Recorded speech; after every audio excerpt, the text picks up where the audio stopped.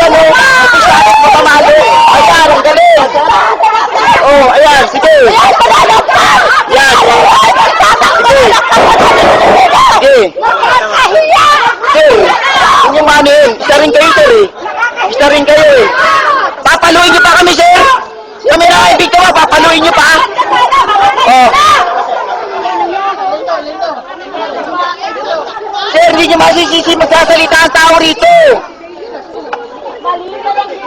Oh. Puta na, ambahan niyo pa kami. Hindi, mali na yan. Kami na kaibig ka, papaluin niyo ba taga-embassy? Ano yan? Hindi niyo masisisi ang tao rito. Ambahan niyo pa, kitang-kita na kayo. Asan yung pagiging katarungan namin dito inihingi? Yung protection, asan? Ambahan niyo pa ng bakal? Tama ba yun?